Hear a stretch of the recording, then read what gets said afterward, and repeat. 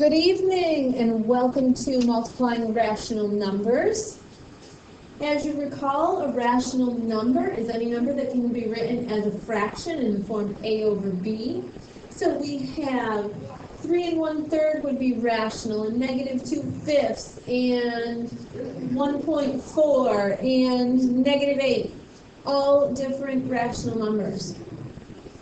And as a review from last year when you did this in 6th grade, when we are multiplying numbers, if we have the same signs, then our answer is positive. So the product of two integers with the same signs is positive. A positive times a positive is positive, and a negative times a negative is positive. If we have different signs, our answer is negative. So it's the product of two integers with different signs is negative. So a positive times a negative is negative, a negative times a positive is negative. These sign rules work for integers as well as all rational numbers. So let's sort these products into two groups. My first card is 3 times -4.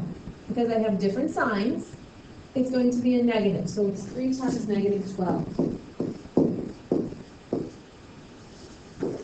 My next one, -4 times 3. There's two negatives, so my answer becomes a positive. I'm going to let you finish up, and we'll compare answers in a minute. Okay, and here's the list, and how did you do? Notice that there are parentheses written in all of these examples, almost all of these examples, use the X for the time sign, but you do not need to use that. When we work with negatives, I find it much more preferable to work with using parentheses to show multiplication, and then I can clearly see my negative sign. So look at the next example, example 2. Which products are equivalent to 36? When I look at my first example, I have a negative times a negative, gives me a positive 12 times 3, 36. That one is equivalent to 36.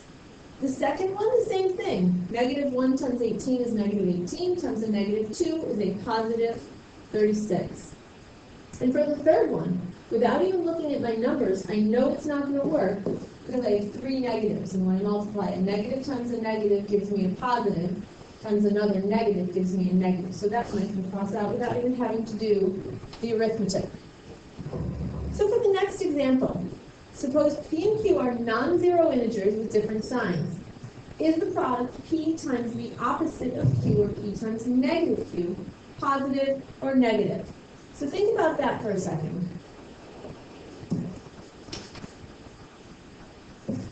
If I have P and Q as being non-zero integers with different signs, then P times Q, let's think about that. Say this is 5 and this is -6. My answer is -30, okay? So my answer is always going to be less than 0 when I'm multiplying numbers with different signs. So let's look over here at the product. P, say it's a positive, let's use my example of 5, times the opposite of Q, negative, negative, that would make it a positive 6. That would make it a positive 30. So P times -Q must be positive, because this right here, this negative is saying take the opposite of Q. So the opposite of negative would be a positive. So my answer would be positive.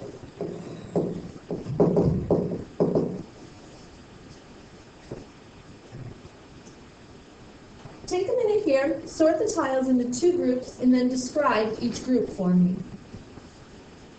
I came up with the categories of -4.5 and positive 4.5, or you could have a negative product and a positive product. All right, so let's look at the next example. There we go. If A is negative and B is positive, is A squared times B positive or negative? And we want to explain. Well, let's substitute with some numbers. I always like to try these examples with some numbers first. So let's do A is negative. Let's choose -2. I also like to work with numbers that are easy to multiply. And B is positive. Let's do 4. -2 times -2 is positive 4 times 4, and 4 times 4 is 16. So my answer is always positive. okay? And why is that so? Because when I square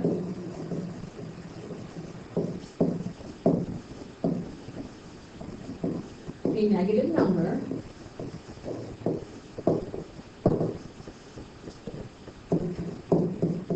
the product is always positive.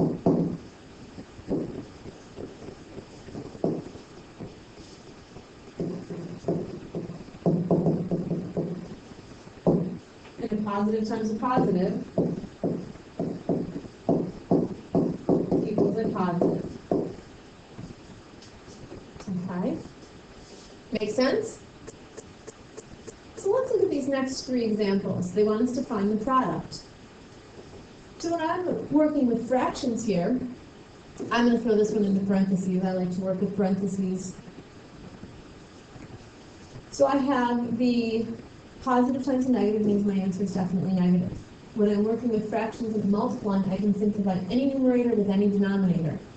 So when I do that, I can see that 4 goes into 4 once, and 4 goes into 8 twice. And I can see 3 goes into 3 once, and 3 goes into 9 3 times. 2 times a negative 1 is negative 2, and 3 times 1 is 3, so my answer is negative 2/3. When I am multiplying here, I have a mixed number, so I have to convert it. 7 times 1 is 7, plus 3 is 10, so I have 10 sevens times negative 2. A negative times a negative is going to give me a positive. 10 times 2 is 20 over 7. Now, my original question was given to me as a mixed number, so I'm going to convert my answer back into a mixed number.